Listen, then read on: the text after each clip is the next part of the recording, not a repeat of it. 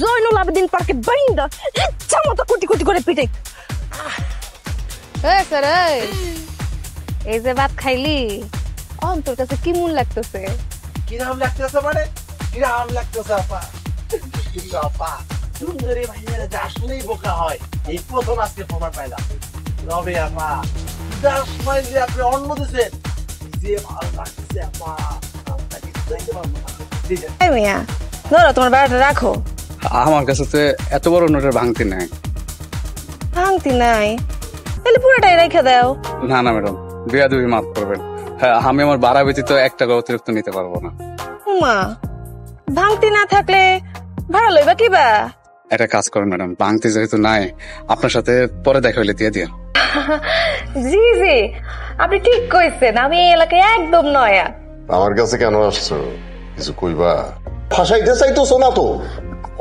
খোদার কসম কইতেছি স্যার, আমি কোনো সাংবাদিক না, আমি তো আপনার খাস ভক্ত।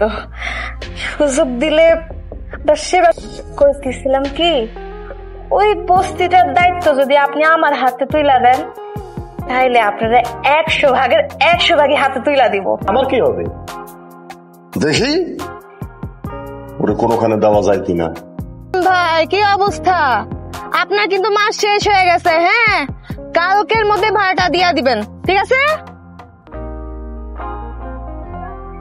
500 600 পাইছি রিক্সাওয়ালার কাছ থেকে ম্যাডাম। কি রে আজকে টাকা এত কম কেন? তুই টাকা মারছস? তো বাস্তার করলে ম্যাডাম, এটা আপনি কি ধরনের কথা বললেন ম্যাডাম? শোনেন, আমি কিন্তু পকেট মার হলেও আমি কিন্তু ইমানদার, আমি কিন্তু 2 নম্বর কাজ করি না ম্যাডাম। এইটা আমি ভালো কইরাই জানি, তুই তো হইলি আমার 1 নম্বর সেনাপতি। তোরে লইয়া একদিন আমি টাইনে গিয়া সোজা নাক বরাবর যাবি। হ্যাঁ চলুন যাই। চল।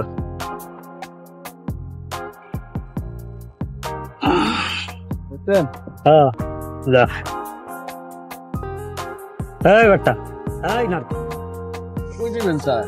এই বেটা, একবার কইলাম না ডাইনে গিয়া বামে যাবি, বামে গিয়া সোজা নাক বরাবর। আপনার ভাগ্য ভালো যে সে আপনার গায়ে হাত তুলে নাই, নাহলে আপনি তারে যে পরিমাণ গালাগালি করছেন এর জায়গায় যদি আমি হইতাম তাহলে এতক্ষণ আপনার মায়ের আপনার দত্ত সব ছাড়াইয়া দিতাম। এখন চুপচাপ ওর টাকা দিয়া যান। হাই হাই ভাই, তুই আমারে মাফ কইরা দিস। আমি তো তোর টাউট বাটপার না জানি কত কিছু ভাইবা লইছি। ডোন্ট ওয়ারি ম্যাডাম, আমি কিচ্ছু মনে করি নাই।